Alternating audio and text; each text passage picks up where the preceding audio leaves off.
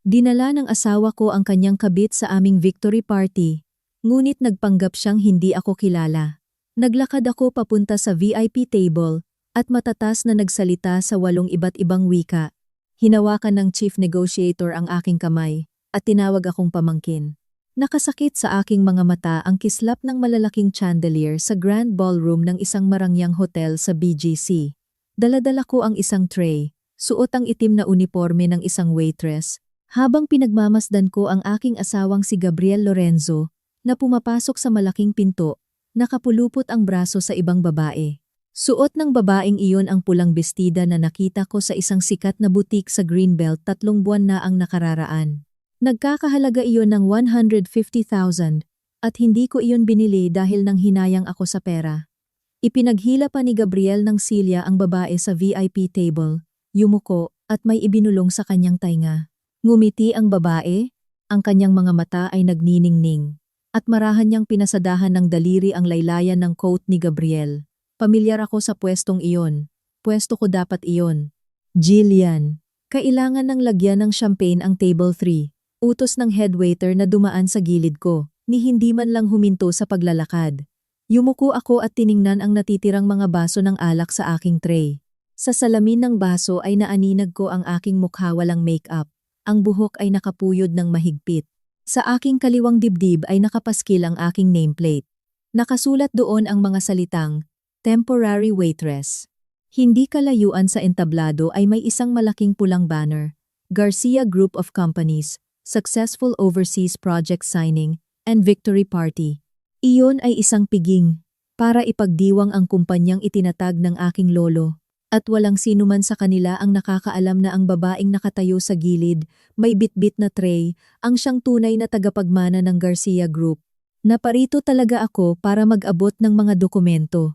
Bago mamatay ang aking lolo Eduardo, ipinagkatiwala niya sa akin ang Garcia Group, sa kondisyong kailangan kong manatiling kasal ng buong 3 taon, bago ko opisyal na makuha ang kumpanya. Kasal na kami ni Gabriel ng 2 taon at 11 buwan. 1 buwan na lang ang titiisin ko, at maaari ko nang ibunyag ang aking tunay na pagkatao, at bawiin ang lahat ng nararapat sa akin. Pero hindi alam ni Gabriel na tapos ko ng pag-aralan at ayusin ang lahat ng core overseas projects ng kumpanya. Hindi niya alam na ang mga ebidensyang hawak ko ay sapat na para patalsikin siya at ang kanyang pamilyang Lorenzo mula sa board of directors. Ang tila alam lang niya ay isa akong napakagaling na may bahay, isang babaeng araw-araw siyang ipinagluluto, hindi kailanman sinusuri ang kanyang cellphone at walang pakialam sa negosyo. Akala niya, napakagaling niyang magtago. Pinanood ko siyang ipaghila ng silya ang babaeng iyon. Pinanood ko siyang maupo sa VIP table. Pinanood ko kung paano kumapit ang babae sa braso niya sa harap ng maraming tao. Umaastang siya ang Mrs. Lorenzo. Nagsimulang mag-toast ang mga tao sa paligid nila. Nagbibigay ng papuri. Sinasabi nilang napakabagay raw ni Mr. Lorenzo at ng kanyang asawa. Sino yon? Pabulong na tanong ng isa pang waitress sa tabi ko. Sumulyap ako at sinabing, ang asawa raw ni Sir Gabriel. Maganda siya, di ba? Napangisi ang waitress. Balita ko umasenso lang yang si Sir Gabriel dahil sa kumpanya ng asawa niya. Nakapangasawa raw ng tagapagmana ng isang bilyonaryong pamilya. Pero tingnan mo, mas maganda pa yata yung babaeng katabi niya kesa sa tunay na asawa. Hindi niya alam na ang tagapagmanang tinutukoy niya ay nakatayo sa kanyang tabi, suot ang uniforme ng waitress, at halos bumaon na ang mga kuko sa hawak nitong tray. Huminga ako ng malalim. Sinabi ko sa sarili ko na magtiis pa ng 1 buwan.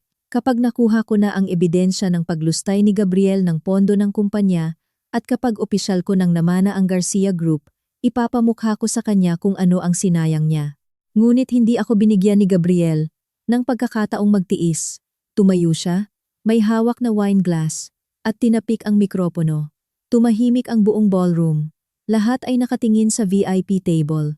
Maraming salamat sa inyong pagdalo ngayong gabi sa victory party ng Garcia Group, nakangiting sabi ni Gabriel, puno ng karisma. Ang matagumpay na pagpirma sa overseas project na ito ay hindi mangyayari kung wala ang taong nasa tabi ko. Yumuko siya at tiningnan ang babaeng katabi niya. Ang pagmamahal sa kanyang mga mata ay parang patalim na tumusok sa dibdib ko. Malaki ang naitulong ni Miss Lian Villar sa project negotiations. Kung wala siya, Hindi matatapos ng ganito kabilis ang proyektong ito. Kaya ngayong gabi, espesyal ko siyang inanyayahan sa VIP table bilang aking pinakamahalagang business partner at ang pinakamahalagang babae sa buhay ko. Nagpalakpakan ang buong silid. Tumayo si Lian, eleganteng yumuko, at ngumiti sa lahat. Sa huli, dumapo ang kanyang mga mata sa aking direksyon. Natigilan siya, nakilala niya ako. Isang beses na kaming nagkita ni Lian. Kalahating taon na ang nakalipas. Nagpunta siya sa bahay namin para hanapin si Gabriel. Ako ang nagbukas ng pinto. Sabi niya siya raw ang bagong project manager. Pinagsilbihan ko pa siya ng maiinom. Nakangiti pa siyang nagpasalamat at tinawag akong ate. Noon, nakasuot siya ng simpleng corporate attire at napakagalang. Ngayon, suot niya ang pulang bestida na hindi ko magawang bilhin para sa sarili ko, nakaupo sa pwestong para sa akin, at hindi maitago ang kayabangan sa kanyang mga mata. Sinundan ni Gabriel ang kanyang tingin at dumapo ito sa akin. Pinasadahan niya ako ng tingin na parang isang walang kwentang waitress, saka siya nag-iwas ng tingin. Walang pag-aalangan, walang pagtigil, wala man lang bakas ng kaba. Nagpanggap siyang hindi niya ako kilala. Sa victory party ng mismong kumpanya ng pamilya ko, na ginastusan ng pera ng lolo ko sa loob ng 2.5 taon, nagpanggap siyang hindi niya kilala ang legal niyang asawa. Ginawa niya akong invisible na asawa sa loob ng 2 taon at 11 buwan. Tuwing kailangan siyang humarap sa publiko, sinasabi niyang hindi raw maganda sa negosyo na isama ako. Naniwala ako. Ako ang sumalo sa mga batikos ng board of directors para sa kanya. Ako ang nag-ayos ng mga naiwang utang noong nabubuhay pa si lolo. Nang muntik nang mabankrupt ang kumpanya niya, patago kong ginamit ang sarili kong ipon para saluhin siya. Akala niya nahulog lang mula sa langit ang perang iyon. Hindi niya alam na iyon ang huling pamana sa akin ng namayapa kong ina. Tinitigan ko ang likod ng ulo ni Gabriel. Humihipit ang hawak ko sa tray hanggang sa gumalaw ang mga baso ng champagne. Jillian, anong tinutunganga mo diyan? Biglang sumulpot ang head waiter sa likod ko. Kailangan nang i-clear ang table 4. Bilis. Natauhan ako. Kinuha ko ang tray at naglakad pabalik sa pantry. Pagdating ko sa kalagitnaan ng pasilyo, nag-vibrate ang cellphone ko. Message mula kay Gabriel. Huwag mo na akong hintayin ngayong gabi. Baka gabihin ako sa victory party. Hindi ako sumagot. Nagpadala ulit siya ng isa pa. Sinama ko si Lian para hindi ka na mag-isip ng kung ano-ano. Sinasabihan na kita ng maaga. Sinasabihan ng maaga. Nakaupo na ang babae sa pwesto ko bilang pinakamahalagang babae sa buhay niya, sa kanya ako sasabihan. Ibinalik ko ang cellphone sa bulsa ko. Umuugong ang fluorescent light sa itaas ng pantry.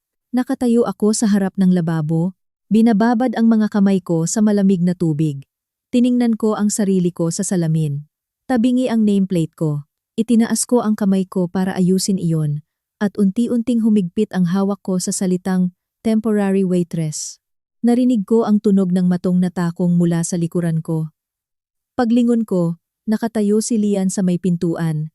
May hawak na isang basong red wine, nakasandal sa hamba, kalmado at palaban ang kanyang ngiti. Nandito ka lang pala, inikot-ikot niya ang wine sa baso. Nakita kita kanina mula sa stage. Akala ko na malikmata lang ako. Bakit ganyan ang suot mo? Diba sabi mo full-time housewife ka? Diniinan niya ang salitang housewife. At mas lumawak ang ngiti niya. Hindi ako sumagot. Humakbang siya palapit at ibinaba ang boses niya. Actually, matagal ko nang gustong kausapin ka tungkol sa amin ni Gab. Siguro naman napapansin mo na. Sabi niya sa akin, matagal na raw walang pagmamahal ang kasal niyo. Naghihintay lang daw siya dahil sa testamento ng lolo mo. Sabi pa niya, kapag naayos na ang shares na iniwan ng lolo mo, siya na ang bahala. Tumigil siya, hinihintay akong magtanong. Hindi ako nagtanong. Ngumiti siya at nagpatuloy. Sayang ka. Maganda ka naman. Kung naghanap ka lang sana ng trabaho o nag-asawa ng ordinaryong lalaki, hindi ka sana namumulot ng mga baso rito ngayon, di ba? Sabi ni Gab, mahirap lang daw ang pamilya mo at wala kang sariling pera. Naaawa siya sa'yo. Pero wag kang mag-alala. Hindi ka niya pababayaan. Aayusin niya ng maganda ang settlement niyo sa hiwalayan. Tutal, natulungan mo rin naman siya noon. Dahan-dahan kong tinanggal ang nameplate ko at ibinaba ito sa lababo. Tiningnan ko si Lian. Alam mo ba kung sino ang nagtatag ng Garcia Group? Tanong ko. Natigilan siya. Halatang hindi inaasahan ang tanong ko.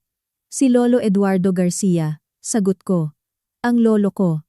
Nanigas ang mukha niya ng ilang segundo bago siya pilit na tumawa. Ate Jillian, huwag ka namang magbiro ng ganyan. Sabi ni Gab, galing ka sa ordinaryong pamilya. Nagbigay pa nga raw siya ng malaking dote sa inyo nung kinasal kayo. Tinalikuran ko siya, binuksan ang isang cabinet sa pantry, at kinuha ang isang brown envelope. Ang dokumentong ito ay narito na bago pa man ako dumating inihanda ng dating assistant ng lolo ko. Plano ko sanang ilabas ito pagkalipas ng isang buwan. Pero ngayon, ayoko nang maghintay. Binuksan ko ang envelope at kinuha ang isang litrato. Isang lumang litrato iyon nakuha noong groundbreaking ceremony ng headquarters ng Garcia Group. Nakatayo ang lolo ko sa gitna, katabi ang tatay ko, at sa tabi niya ay ako. 6 na taong gulang ako noon. Nakasuot ng maliit na suit, nakapusod ang buhok, at may hawak na gininto ang gunting.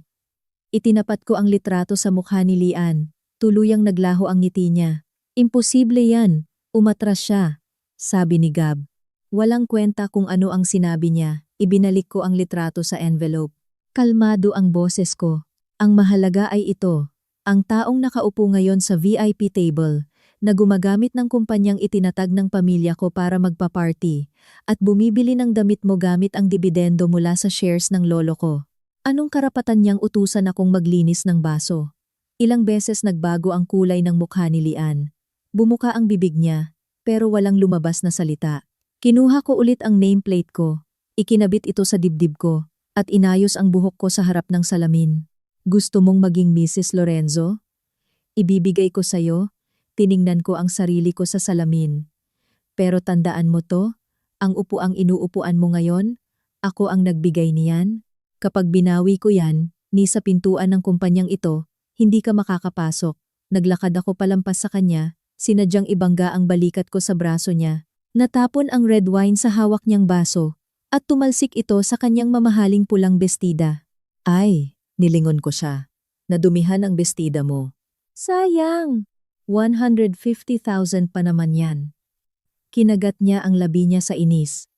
Naglakad ako sa pasilyo at bumalik sa grand ballroom. Masakit sa mata ang mga ilaw, masaya ang musika, at lahat ay nagtatawanan. Nang makalapit ako sa VIP table, may kausap na foreign client si Gabriel, hawak ang wine glass. Pagkakita niya sa akin, bahagyang kumunot ang noo niya, marahil takot na may sabihin akong hindi dapat. Sino siya? Tanong ng foreign client kay Gabriel habang nakatingin sa akin. Bago pa makapagsalita si Gabriel, inilahad ko na ang kamay ko at matatas na nagsalita sa wikang Ingles na may British accent. Good evening, Mr. Harrison. I'm Jillian Garcia, the chief negotiator for the overseas project you've been working on. Lumuwa ang mga mata ni Mr. Harrison. You're Miss Garcia? The one who sent me those detailed market analysis emails in 7 languages? Ang proyektong ipinagdiriwang nila ngayon ako ang naghirap para makuha iyon. Sa loob ng 3 buwan, patago kong inayos ang lahat sa study room namin. Ang bawat pirma ni Gabriel ay bunga ng mga emails, data, at research reports na pinagpuyatan ko. Akala niya magaling siya sa negosyo. Hindi niya alam na ako ang unang nakilala ng mga kliyenteng ito. Sino ang nagpapasok sa'yo rito? Pabulong na singhal ni Gabriel. Pilit na pinapanatili ang ngiti sa mukha. Alam mo ba kung anong ginagawa mo? Huwag mo akong ipahiya rito. Hindi ko siya tiningnan. Namumutla na si Gabriel. Siguro hindi niya maintindihan kung paano nakilala ng asawa niyang housewife ang ganitong klaseng kliyente. Mr. Harrison. Pilit na sinalo ni Gabriel ang usapan. Isa po siyang waitress ng Garcia Group. Baka may misunderstanding lang. Misunderstanding? Naguguluhang tiningnan ni Mr. Harrison si Gabriel. Saka tumingin sa akin. But she told me she's the one who spoke with me in French about the supply chain restructuring, and in German about the compliance framework. That's 7 languages I counted. Who exactly is she? Pati ang ilang mga Filipino executives sa mesa ay napatigil sa pag-uusap at napatingin sa akin. Kakaunti lang ang nakakakilala sa akin bilang tagapagmana, pero marami ang nakakakilala kay Don Eduardo Garcia. Isang matandang project manager ang tinitigan ako. Tila may naalala. Nakatayo ako sa harap ng VIP table.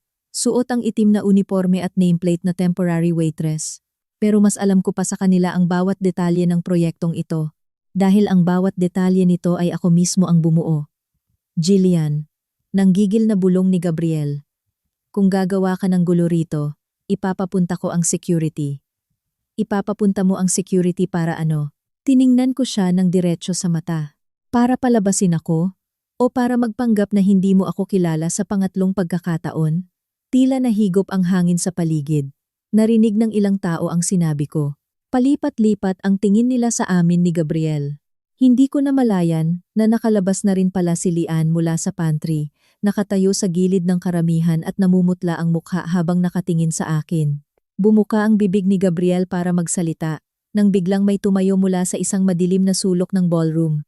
Isang lalaking nakasuot ng dark gray suit, puti na ang buhok ngunit tuwid ang tindig. Kanina pa siya tahimik na umiinom sa sulok, walang kinakausap. Ngunit nang tumayo siya, nagbago ang buong atmosfera sa VIP table. Naglakad siya palapit sa akin. Hindi inaalis ang tingin sa mukha ko. Natigilan ako. Nakatayo siya sa harap ko. Hindi kalakasan ang boses niya, ngunit ramdam ang bigat sa bawat salita. Jillian ang pangalan mo? Tumango ako. Hindi ko siya kilala. Pero may pamilyar sa mukha niya. Parang nakita ko na siya dati. Tinitigan niya ako ng ilang segundo bago siya biglang ngumiti. Sa ngiting iyon ay may pagkabigla, awa, at isang emosyong hindi ko maintindihan. Inabot niya ang kamay ko at hinawakan ito ng mahigpit. Nanginginig ang mga daliri niya. Ako si Arturo Sai, sabi niya. Ang kapatid ng iyong inang si Clarisay. Ako ang tunay mong tiyuhin. Parang may inihulog na bomba sa tahimik na lawa. Nang marinig ang pangalang iyon, nagbago ang reaksyon ng mga matatandang negosyante sa ballroom. Don Arturo Sai ang maalamat na Chief Negotiator ng International Chamber of Commerce, na biglang nagretiro 10 taon na ang nakararaan at hindi na nagpakita sa publiko. Don Arturo. Nanginginig na sabi ng isang board director. Totoo ba ang sinasabi niyo? Si Jillian ay anak ni Clarice Sai? Hindi siya pinansin ni Arturo. Nakatingin lang siya sa akin. Mas humihigpit ang hawak niya sa kamay ko. Buhay ka pa. Namula ang kanyang mga mata. Noong nawala ang nanay mo, sabi niya ipinamigay ka niya. 20 taon kitang hinanap. Nanginginig ang mga kamay ko. Bata pa lang ako, alam ko na hindi ako tunay na anak ng mga Garcia. Inampon ako ni Lolo Eduardo at binigyan ng apelyidong Garcia, ngunit hindi niya kailanman binanggit ang tungkol sa tunay kong ina. Ang alam ko lang, Sai ang apelyido ng nanay ko at namatay siya noong bata pa ako. Kung ano ang trabaho niya o paano siya namatay, hindi kailanman sinabi ni Lolo. Tito, pabulong kong tawag, halos hindi ko na marinig ang sarili ko. Gumuho na ang mukha ni Gabriel. Siyempre alam niya kung sino si Arturo Sai, isang buhay na alamat sa international negotiations na may koneksyon sa mahigit kalahati ng top 50 global enterprises. Ibinuhos ni Gabriel ang lahat ng lakas niya para makapasok sa overseas market, ngunit nahirapan siya dahil walang sapat na koneksyon. At heto, 2 taon na pala siyang kasal sa pamangkin ni Arturo Sai, pero kailanman ay hindi niya inalam kung sino ang tunay kong pamilya. Don Arturo, nanginginig na sumingit si Lian mula sa likuran. Baka po may misunderstanding. Si Jillian po, napa-background check na namin siya. Imposible pong. Hindi siya tiningnan ni Arturo. Hinawakan niya ako sa balikat, iniharap sa VIP table, at nagsalita ng malinaw na rinig ng lahat sa buong ballroom. Mga Ginoo, dumaan lang sana ako sa party na ito para tingnan ang kaganapan. Pero hindi ko inasahang makikita ko rito ang matagal ko nang nawawalang pamangkin, ang tunay na tagapagmana ng Garcia Group. Huminto siya at tiningnan si Gabriel ng masama. Sino ang nagsabing hindi siya pwedeng umupo sa VIP table? Gabriel Lorenzo. Bukas na bukas, pumunta ka sa opisina ko at magpaliwanag. Walang sino man ang naglakas loob na magsalita. Nakita kong nanginginig ang mga kamay ni Gabriel. Nakita ko ang namantsahan ng alak na pulang bestida ni Lian. Nakita ko kung paano mag-unahang tumayo ang mga board directors kanina na nanliliit sa akin. Ngayon ay nakangiti at pilit na lumalapit. Nag-vibrate ang phone sa bulsa ko. Alam ko, sasabog na ang group chat ng kumpanya. Pero hindi ko na inisip iyon. Naisip ko ang babaeng nakatayo sa harap ng salamin sa pantry kanina, suot ang murang uniforme. Akala ko dati, kailangan kong tiisin ang lahat ng pang-aapi ng mag-isa. Pero ngayon, hindi na. Naging bato ang lahat sa ballroom. Ang pangalang Arturo Sai ay parang kidlat na bumasag sa lahat ng kasinungalingan sa 5-star hotel na ito. Ang mga negosyanteng kanina lang ay nag-toast at nagpaplastikan, ngayon ay nakatayo na parang tuod. Naramdaman ko ang panginginig ng buo kong katawan. 20 taon, sabi niya, 20 taon niya akong hinanap. Tito, tawag ko ulit, ngayon ay medyo mas malakas na at may halong paghikbi. Binitiwan ni Arturo ang kamay ko at marahang tinapik ang balikat ko. Napakagaan ng pagtapik niya. Natila ba takot siyang mabasag ako. Namumula pa rin ang mga mata niya habang nakatingin sa akin. Kamukhang kamukha mo ang nanay mo, lalo na yang mga mata mo. Unang pagkakita ko pa lang sa'yo, alam ko nang may kakaiba. Bakit ka nagsiserve ng baso rito? Nang sabihin niya iyon, bumaling ang matalim niyang paningin kay Gabriel. Isang kalmadong tingin. Pero sapat na para parang buhusan ng malamig na tubig si Gabriel. Mula sa putla, naging asul ang mukha ni Gabriel. Saka naging kulay violet.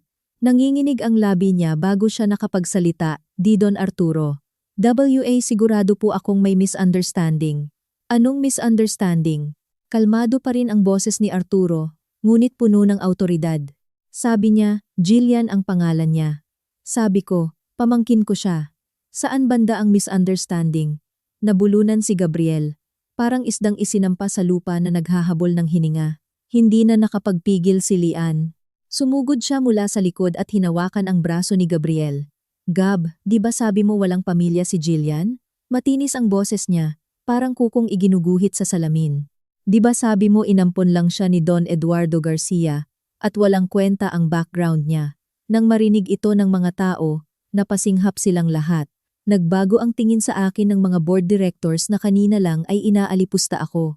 Siyempre kilala nila si Don Eduardo Garcia, at mas lalong kilala nila kung gaano kapangyarihan ang pamilyang Sai. At ngayon, ang babaeng may dugong Garcia at Sai ay ginawang invisible wife ni Gabriel Lorenzo sa loob ng mahigit 2 taon at ngayon ay pinasusuot ng uniforme ng waitress.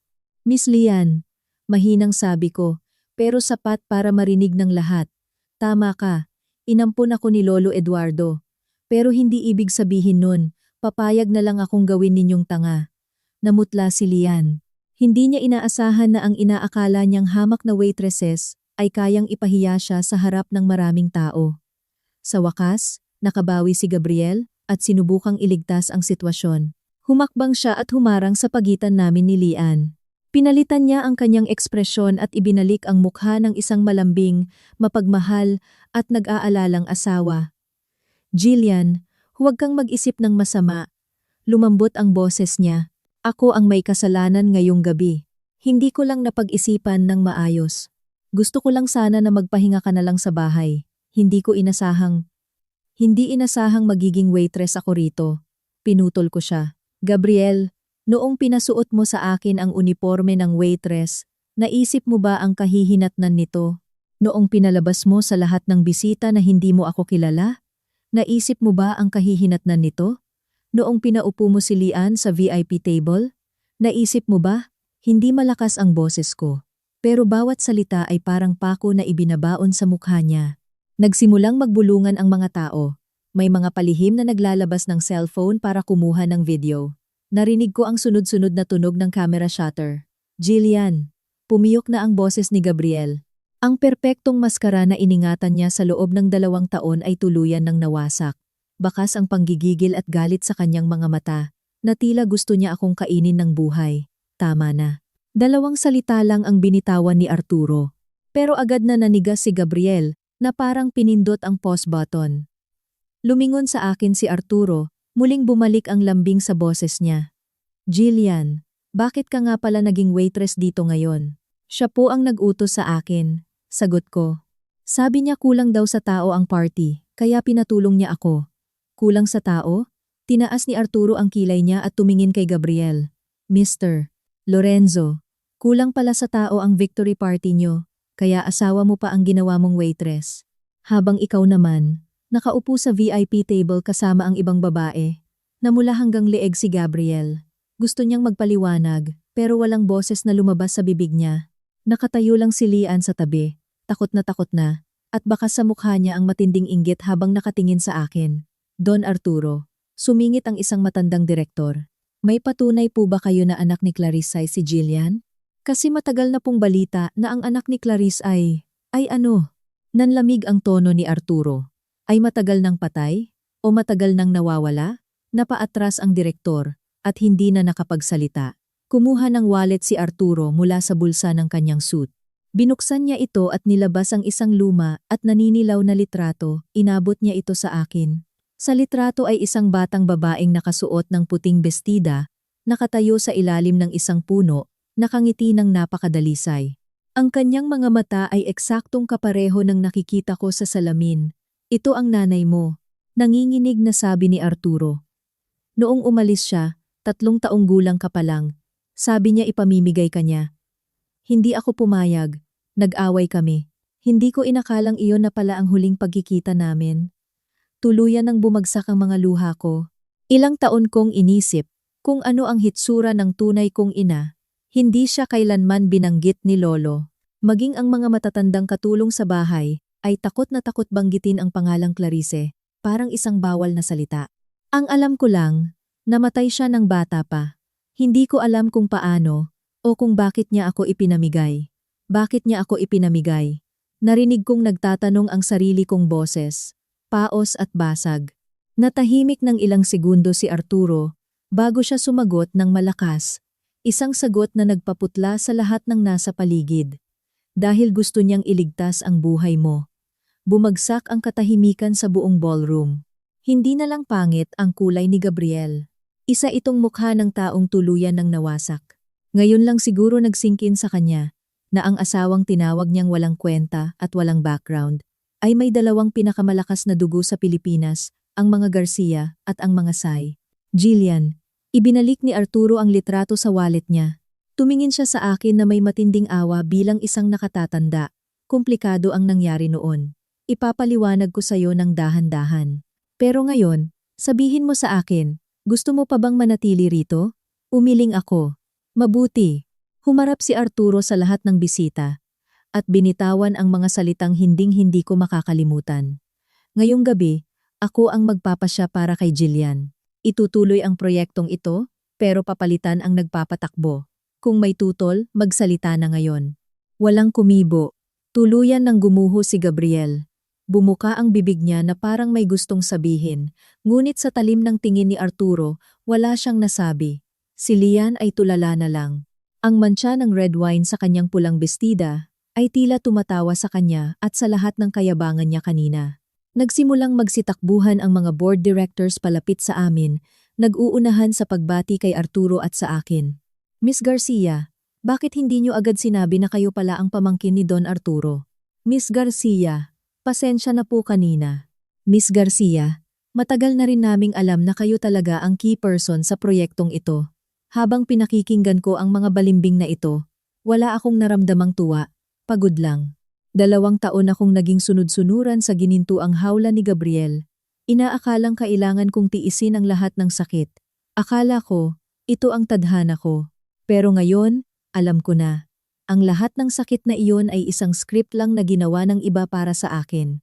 At ngayon, babaguhin ko na ang script. Hinawakan ni Arturo ang kamay ko at inakay ako palabas ng ballroom. Nang dumaan ako kay Lian, narinig ko siyang bumulong ng napakahina. Alam mo naman ang totoo sa umpisa pa lang, di ba?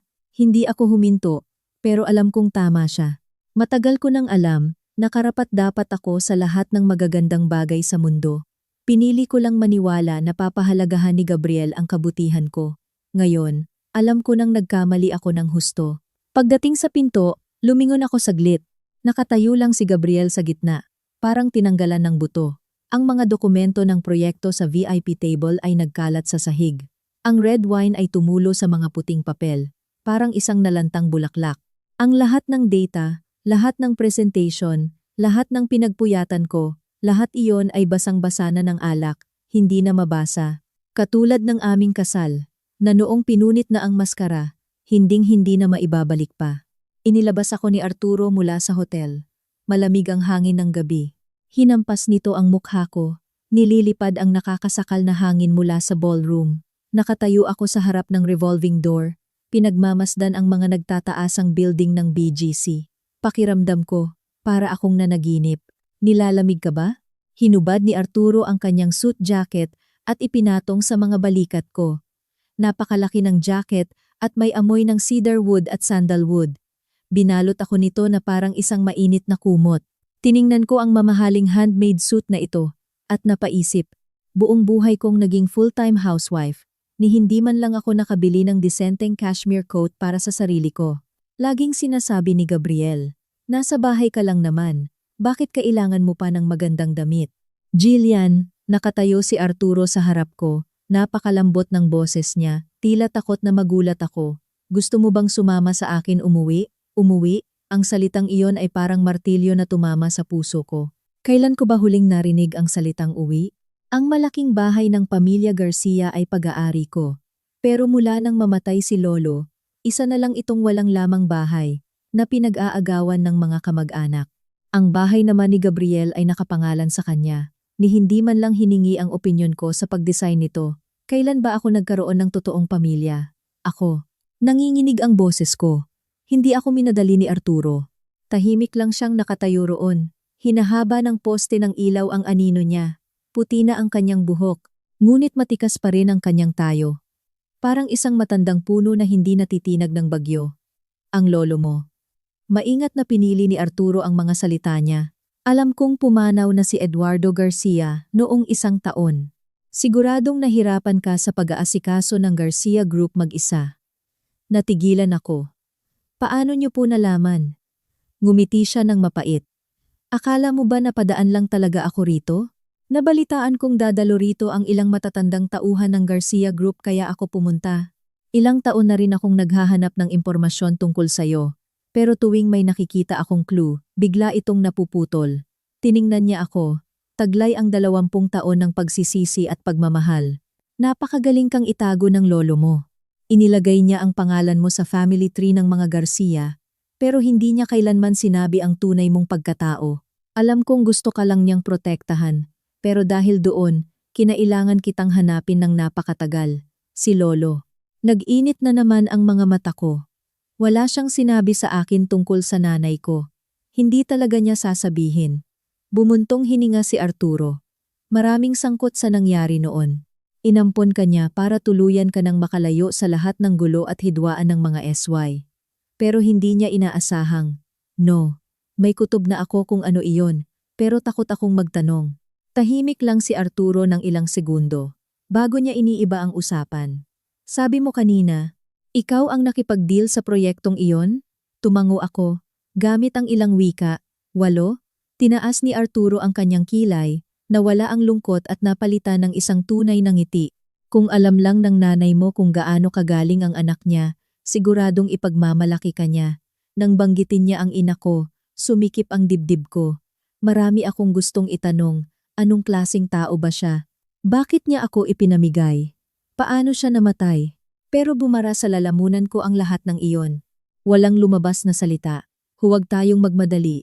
Parang nabasa niya ang isip ko. Tinapik niya ang balikat ko. Sumama ka muna sa akin ngayong gabi. Bukas, dadalhin kita para makita siya. Makita siya? Sa sementeryo. Tumingin si Arturo sa malayo. Siguro kailanman ay hindi ka nadala roon ng lolo mo. Hindi ako sumagot dahil ang katahimikan ko na ang mismong sagot. Ang sasakyan ni Arturo ay isang ordinaryong itim na Audi. Hindi ito tugma sa status niya bilang top international negotiator. Nang makaupo ako sa passenger seat, nakita kong puno ng mga papeles at ilang personal na gamit ang likod ng sasakyan. Sa cup holder ay may luma ng thermos. Ang lalaking ito na kinatatakutan sa mundo ng pagnenegosyo ay namumuhay ng napakasimple. Kadalasan akong umiikot sa iba't ibang bansa, paandar ni Arturo ang kotse. Habang hinahanap kita, inimbestigahan ko rin ang nangyari noon. Ayaw akong palapitin ng mga tao ni Eduardo Garcia, kaya humanap ako ng ibang paraan. Ano po ba talaga ang nangyari noon? Tanong ko. Humigpit ang hawak ni Arturo sa manibela. Hindi siya agad sumagot. Nakiisa ang sasakyan sa trapiko. Ang mga ilaw ng kalsada ay tumatama sa mukha niya. Nagpapabago-bago ng emosyon niya. Hindi namatay sa sakit ang nanay mo, sabi niya. Pinatay siya. Parang piniga ang puso ko. Tumigil ang paghinga ko. Sino? Hindi ko pa pwedeng sabihin ang lahat ngayon. Kalmado ang boses ni Arturo, pero ramdam ang galit. Dahil hindi ko pa nakukuha ang lahat ng ebidensya, may mga utang pa na dapat singilin. Pero ito ang sasabihin ko sa'yo. Umalis ang nanay mo sa pamilya Sai dahil umibig siya sa maling tao at nabuntis ng isang batang hindi sana dapat ipinanganak. Parang kidlat iyon na tumama sa utak ko. Ako ang batang hindi dapat ipinanganak. Lumingon si Arturo at tiningnan ako ng may komplikadong emosyon. Pero kailanman ay hindi inisip ng nanay mo na pagkakamali ka. Sabi niya sa akin, ikaw ang pinakamagandang biyayang natanggap niya sa buong buhay niya. Hindi ko na napigilan ang pagluha. Hindi pala ako pinabayaan. Mahal pala ako ng babaeng iyon. Ipinamigay niya ako dahil gusto niya akong iligtas. Huminto ang sasakyan sa isang stoplight. Kumuha si Arturo ng tissue at inabot sa akin. Hindi na siya nagbitaw ng anumang comfort words. Marahil siya yung tipong lalaki na hindi masyadong vocal sa damdamin. Ngunit lahat ng pagmamahal niya ay nasa nanginginig niyang mga kamay at sa coat na nakapatong sa akin ngayon. Tito, pinunasan ko ang mga luha ko. Paos pa rin ang boses ko. Magagawa ba natin iyon? Ang ipaghiganti ang nanay ko. Matagal siyang natahimik. Nag-green light na. Bumusina ang mga kotse sa likod. Dahan-dahan niyang inapakan ng silinyador. Jillian, sabi niya, malalim at puno ng determinasyon. 20 taon akong naghintay para magawa to. Ngayong nahanap na kita, mas mapapabilis na tayo. Kinuyom ko ang mga kamao ko hanggang bumaon ang kuko ko sa palad ko. Wala akong naramdamang sakit. Sa sandaling iyon, naiintindihan ko na kung bakit bago mamatay si Lolo Eduardo, hinawakan niya ang kamay ko at sinabing, Jillian, huwag mong hayaang apihin ka ng iba. Akala ko noon tinutukoy niya si Gabriel. Ibang-iba pala. Ang tinutukoy niya ay ang lahat ng pinagdadaanan ko ngayon.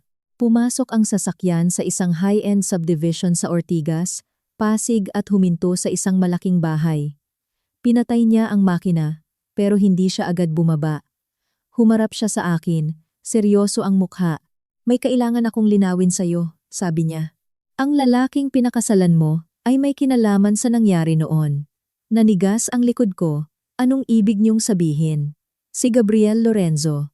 Bumaba ang tono ng boses niya. Noong nililigawan ka niya? Akala mo dahil mahal ka niya? Ang gusto niya ay ang Garcia Group, pero hindi niya alam na anak ka ni Clarisay. Kung alam niya, hindi na tinapos ni Arturo, pero alam ko na ang ibig niyang sabihin. Kung alam ni Gabriel na nanay ko si Clarisay at tiyuhin ko si Arturo Say, mas maaga niya siguro akong ginamit at pagkatapos ay itatapon niya ako na parang basura. O baka ipinapatay na rin niya ako nang walang nakakaalam. Nakaramdam ako ng takot. Sa loob ng 2 taon, akala ko asawa ko siya. Hindi ko alam na naglalakad pala ako sa bingit ng kamatayan. Kung hindi niya ako pinilit na maging waitress kanina. Kung hindi ako nakilala ni Mr. Harrison. Kung wala si Arturo doon. Ayaw ko nang isipin. Jillian, matatag ang tingin sa akin ni Arturo. Mula ngayon, hindi mo na kailangang magtiis. Ang hindi natapos ng nanay mo, ikaw ang tatapos. At ang lahat ng yaman ng mga Sai, dapat na ring bumalik sa'yo. Huminga ako ng malalim at binuksan ang pinto. Malamig ang hangin, pero may dalang kalayaan na matagal ko nang hindi nararamdaman. Tiningnan ko ang sarili ko sa salamin ng bintana. Ang mga matang kaparehong-kapareho kay Clarisay ay mayroon ng kislap. Hindi kislap ng isang waitress na nag-aayos ng makeup sa pantry. At hindi rin kislap ng asawang palaging niyayapakan ng kanyang asawa. Ito ay ang kislap ng paghihiganti. Kislap ng bagong buhay. Binuksan ni Arturo ang pinto gamit ang fingerprint scanner. Pagkapasok ko, naamoy ko ang sandalwood. Hindi ito galing sa air freshener, kundi sa mga insenso. Sa bungad ay may nakasabit na calligraphy. Nakasulat doon, Clarice, alam kong pangalan iyon ng ina ko. Bata pa ang nanay mo. Hilig na niyang isulat ang sarili niyang pangalan. Nagpalit si Arturo ng tsinelas. Umaalingaw-ngaw ang boses niya sa malaking sala.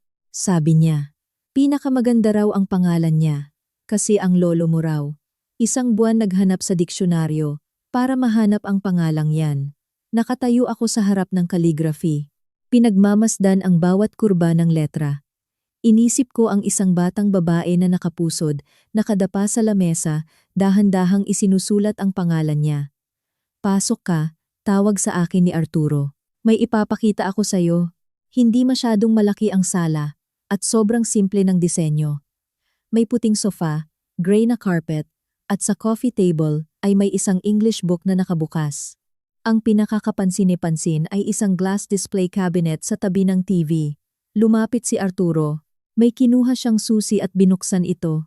Isang bagay lang ang nandoon, isang picture frame.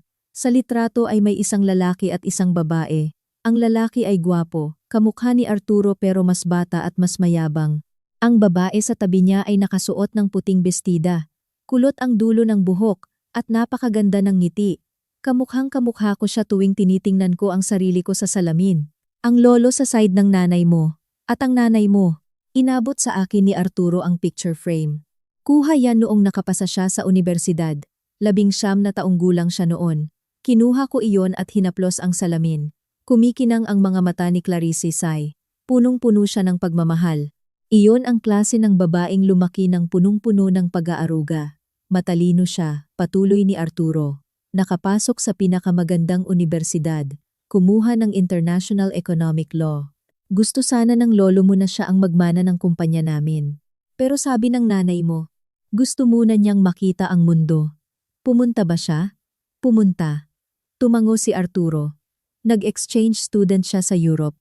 Pagbalik niya pagkatapos ng 1 taon, nagbago siya. Tumigil siya sandali, dumilim ang paningin niya. Nang bumalik siya, dala-dala ka na niya. Nanginig ang kamay ko na may hawak sa picture frame. Unti-unting nabuo ang mga piraso. Isang mayamang tagapagmana. Sa ibang bansa, nakatagpo ng lalaking minahal niya ng lubos at binayaran niya ng mahal. Nagalit ng husto ang lolo mo. Muntik na silang magtakwil, malalim ang boses ni Arturo. Hindi sa hindi niya mahal ang nanay mo. Naaawa siya sa kanya, kasi ang lalaking iyon, ang tatay mo, kailanman ay hindi nagpakita. Kahit isang sulat, kahit isang tawag, wala. Sino siya? Tanong ko. Hindi ko alam. Umiling si Arturo. Hindi kailanman sinabi ng nanay mo ang pangalan niya o ang nationality niya. Nagpaimbestiga ang lolo mo. Pero sobrang linis ng pagkakabura sa mga dokumento. Wala kaming nahanap. Bumuka ang bibig ko pero walang lumabas na salita. Mas masakit palang may ama kang hindi nagparamdam, kaysa sa walang ama. Dahil kahit paano, alam mo kung sino ang nag-abandona sa'yo. Ako, ni mukha ng tatay ko, hindi ko alam. Paano niyo po ako nahanap? Iniba ko ang tanong. Natahimik si Arturo at kinuha ang frame para punasan ang smudge mula sa daliri ko. Nang ipanganak ka, ibinigay ka ng nanay mo sa pamilya Garcia. Ang lolo Eduardo mo, matandang kaibigan ng lolo ko. 3 araw na nagmakaawa ang nanay mo kay Eduardo bago kanya pumayag na ampunin ka. Ang kondisyon, walang makakaalam ng tunay mong pagkatao. Kaya po hindi nyo alam kung nasaan ako. Hindi ko alam. Ngumiti ng mapait si Arturo. Ang alam ko lang, ipinamigay ka niya. Pero kung kanino, hanggang sa mamatay siya, hindi niya sinabi. Natakot siya na kapag sinabi niya, kukunin ka ng lolo mo at isasali ka sa gulo ng mga Sai. Nag-init na naman ang mga mata ko, pero pinigilan ko. Hanggang sa huling hininga, inisip pa rin pala ako ng nanay ko. Mas pinili niyang magalit ako sa kanya kaysa mapahamak ako. Paano siya nawala? Ito na ang pinakamahirap na tanong.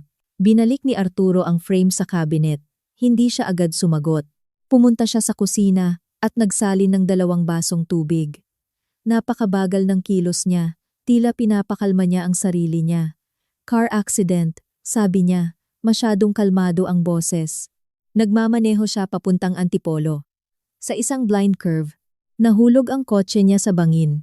Patay ang sakay at sirang-sira ang sasakyan. Uminom siya ng tubig. Nanginginig ang kamay niya. Sabi ng pulisya, human error daw, napangisi si Arturo. Pero hindi naniwala ang lolo mo. Hindi rin ako naniwala. Bakit? Dahil ako ang nagturo sa nanay mong magmaneho. Ibinaba ni Arturo ang baso. 16 na taong gulang pa lang siya. Marunong na siya. 18 nang makuha ang lisensya. Mahigit 10 taon siyang nagmaneho. Kahit minsan walang naging aksidente. At ang kalsadang iyon, 2 beses sa 1 buwan niyang dinadaanan. Kahit nakapikit siya kaya niyang i-drive yon. Imposibleng sa isang sikat ng araw na biyahe, bigla siyang mahuhulog. Ramdam na ang galit sa boses niya, galit na 20 taong kinimkim. 1 linggo bago siya mamatay, tumawag siya sa akin. Naging paos ang boses ni Arturo. Sabi niya, may nadiskubre siya at kailangan niyang kumpirmahin. Sabi niya, may mga taong ayaw siyang magtuloy sa paghahanap at mag-ingat daw ako. Ano daw po ang nadiskubre niya? Hindi ko alam. Umiling si Arturo. Hindi niya sinabi. Hindi rin ako nakapagtanong. 1 linggo makalipas, nabalitaan ko na lang ang nangyari. Tumingin siya sa akin na may halong pagod. Jillian, 20 taon ko silang hinanap. Alam ko kung sino ang may gawa, pero wala akong ebidensya. Napakalinaw nilang naglinis ng mga bakas. Alam din to ni Lolo Eduardo, kaya ayaw niyang sabihin sa'yo. Dahil takot siya. Oo, ngumiti ng malamig si Arturo. Takot siyang kapag nalaman mo, maging katulad kita. Ubosin ang buong buhay mo sa paghahanap. Ayaw niyang mabuhay ka sa nakaraan. Pero hinayaan niyang mabuhay ako sa kasinungalingan. May halong galit na ang boses ko. Hinayaan niyang isipin ko na pinabayaan ako, na hindi ako karapat-dapat mahalin, at naging alipin ako ng isang lalaking tulad ni Gabriel Lorenzo sa loob ng 2 taon. Hindi sumagot si Arturo. Tiningnan lang niya ako. Alam kong binibigyan niya ako ng oras na mag-process, pero ang kailangan ko ngayon ay sagot. Si Gabriel Lorenzo. Lee, huminga ako ng malalim. Pilit na pinapakalma ang sarili ko. Ano ang kinalaman niya rito? Tumayo si Arturo. Naglakad papuntang balkonahe at tumalikod sa akin. Nang pakasalan mo siya, may sakit na si Lolo Eduardo. Sabi ni Eduardo, ang tunay na kapangyarihan ng Garcia Group ay napunta na sa stepmother mo at sa anak nito. Pinakasalan ka ni Gabriel dahil akala niya ikaw ang magmamana, pero hindi niya alam na anak ka ni Clarisay. Pero noong pinakasalan niya ako, wala na akong hawak sa kumpanya. Hindi iyan alam ni Gabriel. Humarap si Arturo. Sinasadya iyon ng lolo mo para itago sa publiko. Alam niyang may masamang balak si Gabriel, pero hindi kanya mapigilang magpakasal. Kaya sinubukan niya si Gabriel kung ang pakakasalan ba ni Gabriel ay ikaw o ang pera ng pamilya Garcia. Napangiti ako ng mapait. Malinaw na ang sagot. Anong nangyari pagkatapos? Naglakad si Arturo papalapit sa akin. Paano kanya tinrato matapos kayong ikasal? Hindi ako agad nakasagot. Naisip ko ang mga gabing naghihintay akong mag-isa. Ang mga nakalimutang birthdays at anniversaries. Ang mga panahong dinadala niya ang iba't ibang babae at binabaliwala ako. Ang araw na ito sa victory party kung saan tiningnan niya ako ng mababa, na parang isang insekto. Tinrato niya ako. Dahan-dahan kong sinabi, na parang isang kagamitang wala ng kwenta. Kinuyom ni Arturo ang mga kamao niya, namumuti ang mga buko ng mga daliri niya. Pero wala siyang sinabi. Kinokontrol niya ang galit niya. Tito, tiningnan ko siya. Gusto niyo po bang ipaghiganti ang nanay ko? Gusto ko. Paos ang boses niya. 20 taon ko nang gusto. Kung gayon, sasama ako sa inyo. Sabi ko. Matatag ang boses ko. Kung hindi niya natapos ang laban, ako ang tatapos. Ang nararapat sa mga say ay babalik sa atin. At kung sino man ang may utang sa pamilyang ito, pagbabayarin natin sila. Tiningnan ako ni Arturo ng may halong awa, pagmamalaki. At kaba, Jillian, hindi ito magiging madali. Hindi lang si Gabriel Lorenzo ang kalaban natin, kundi pati ang mga nagtatago sa dilim. Gagamitin nila ang lahat para pigilan ka. Alam ko, sagot ko, pero wala na akong aatrasan. Matagal siyang natahimik. Sa huli, tinapik niya ulit ang balikat ko. Sige, bukas ng maaga, dadalhin kita sa kanya. Kinabukasan, 6:00 pa lang ng umaga ay gising na ako. Halos hindi ako nakatulog. Ibinigay sa akin ni Arturo ang guest room, naghanda ng mga bagong damit, at pati mga skincare products na sakto sa brand na lagi kong ginagamit. Tuwing tatanungin ko siya kung paano niya nalaman, ngingiti lang siya. Alam kong mas marami pa siyang alam tungkol sa akin kaysa sa inakala ko. Bumaba ako at nadatnan ko si Arturo sa kusina. Naka-apron siyang kulay gray sa ibabaw ng white polo niya, nagpiprito ng itlog. Anong luto ng itlog ang gusto mo? Tanong niya nang hindi lumilingon. Kahit ano po. Sige, sunny side up na malasado. Paborito rin yan ng nanay mo. Nakatitig ako sa kanya. Ang lalaking ito na walang pusong nakikipagnegosasyon, ngayon ay may hawak na spatula. Lagi po ba kayong nagluluto? Tanong ko. Sanay na ako sa ibang bansa. Kapag walang time sa restaurant, Ako nagluluto. Sabi rin ng nanay mo dati, ang lalaking marunong magluto, hindi mamatay sa gutom. Napangiti ako. May sense of humor siya. Kumain kami ng mabilis ngunit malinis, isang senyales na sanay siya sa ganitong setup. Pagkatapos, nagpalit siya ng dark suit at kinuha ang susi. Tara! 1 oras ang biyahe papunta sa sementeryo sa Antipolo. Tahimik at malayo sa ingay ng syudad. Habang nasa biyahe, nagtanong ako, Tito, ano po bang naimbestigahan niyo sa kaso ng nanay ko? Natahimik siya bago sumagot. Bago mamatay ang nanay mo, may iniimbestigahan siya tungkol sa pera ng mga say. Isang malaking pondo ang pinalabas na nalugi. Pero ang totoo, na-launder at napunta sa ibang tao. Suspect ng nanay mo, may gumagalaw ng pera namin. Sinong tao? Hindi ko alam. Nawala na ang mga papeles, pero naiwan ang isang clue. Isang maliit na safe deposit box. Saan? Sa isang maliit na bangko na nakapangalan sa lumang ancestral house ng mga Say. Nang puntahan ko, 3 beses nang nagpalit ng management ang bangko. Paano si Gabriel Lorenzo? Ano ang kinalaman niya? Tinapik ni Arturo ang manibela. Ang tatay ni Gabriel, si Don Roberto Lorenzo, ay may negosyo noon kasama ng nanay mo. 1 buwan bago mamatay ang nanay mo, nagkita sila ni Roberto. Pag-uwi ni Roberto, bigla siyang naglinis at nagtago ng mga papeles ng kumpanya. At nang ligawan ka ni Gabriel, pinaimbestigahan ka muna ng pamilya Lorenzo.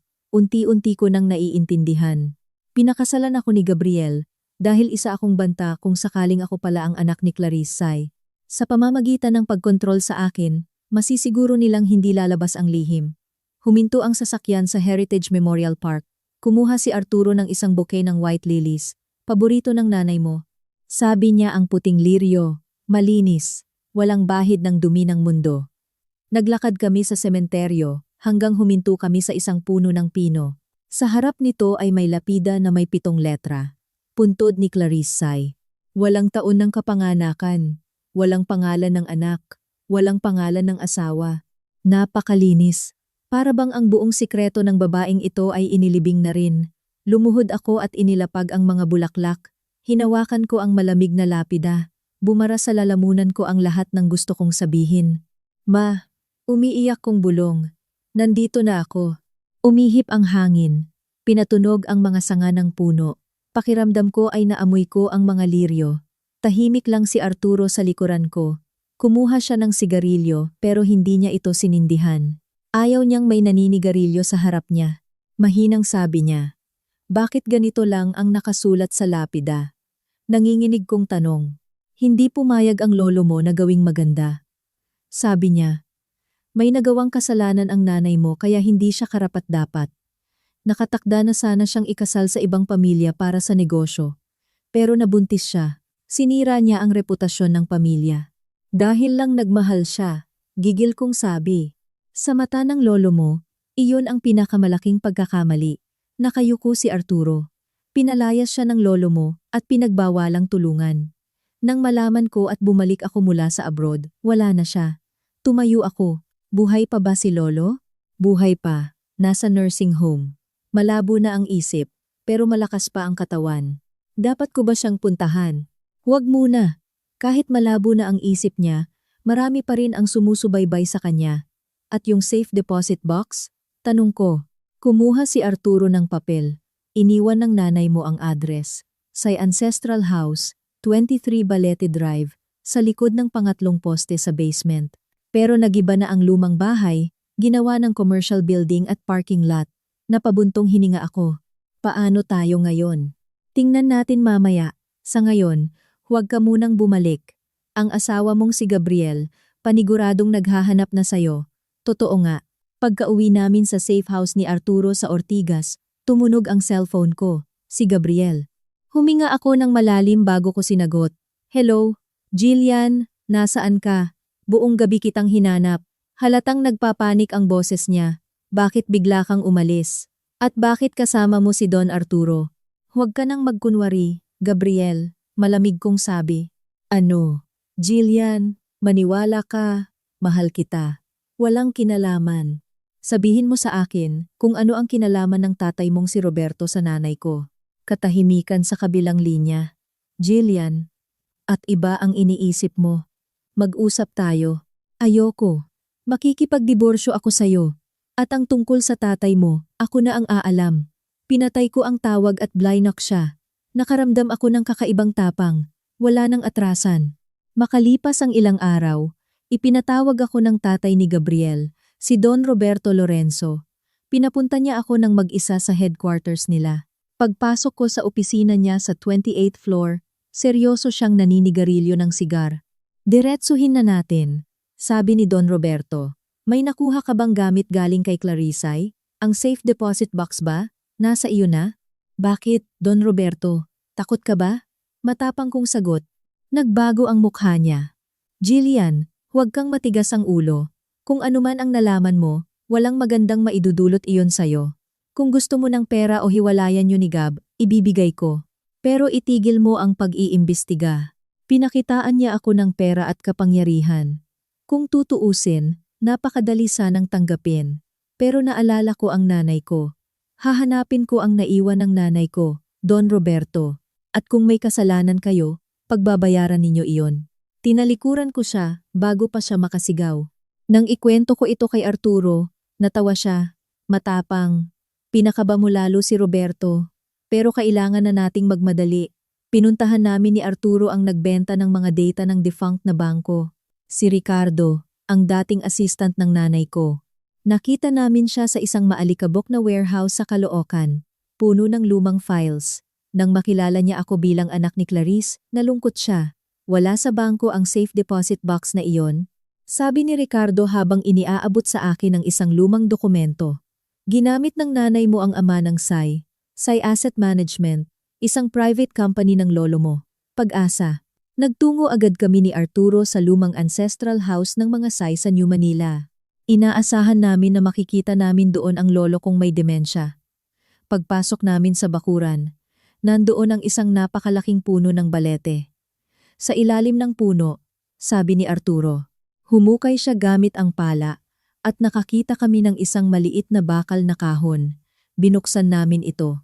May isang papel sa loob, para sa aking apo. Kung nahanap mo ito, malaki ka na. Ang safe deposit box ay nasa. Burado ang address. Binarahan ng itim na tinta. Sino ang nagbura? Galit na sabi ni Arturo. Ako, isang matandang boses mula sa likod namin. Lumingon kami. Ang matandang Lolo Eduardo. Akala ko ba may demensya siya? Huwag mo akong tawaging lolo. Masungit na sabi niya pero may luha sa mga mata. Oo, nagpapanggap akong ulyanin. Ang nanay mo, mahal ko siya. Nalaman kong pinatay siya at inipon niya lahat ng ebidensya. Lumapit ang matanda at nag-abot ng isang tansong susi na may nakaukit na VO713. Binura ko ang sulat dahil hindi pa ito ang oras. Pero heto, ibibigay ko sa iyo ang susi. Hinawakan niya ang kamay ko. Jillian, anak ko, huwag mong hayaang kainin ka rin ng galit. Tumango ako, umiiyak. Opo, Lolo. Pagkaalis namin sa New Manila, nagtungo kami sa lumang opisina ng ama ng Sai sa Escolta, Manila. Sa loob ng isang luma at kalawanging drawer, nahanap ko ang kontrata. Nakasulat doon, Vaughan International Bank, Hong Kong Branch. Safe Deposit Box V713, paid for 20 years. Hong Kong, sabi ko. Tumitingala kay Arturo. Napatitig din si Arturo sa papel. Vaughan International Bank. Hindi ko pa to narinig kailanman. Pero nasa Hong Kong ito. Gusto mo bang pumunta na agad? Tiningnan ko ang kontrata at hinigpitan ang hawak ko sa tansong susi. Wala na akong ibang trabaho ngayon, Tito. Matatag na sabi ko. Mula nang mamatay ang nanay ko, ito na lang ang naiwang layunin sa buhay ko. Humanga si Arturo at tumango. Sige, aayusin ko ang flight natin. Ilang araw ang lumipas. Nakatayo kami ni Arturo sa harap ng Vaughan International Bank sa Hong Kong. Habang itinutulak ko ang mabigat na tansong pintuan nito, pakiramdam ko ay narinig ko ang pabulong na boses ng aking ina mula sa nakaraan. Nandito ka na rin, anak ko.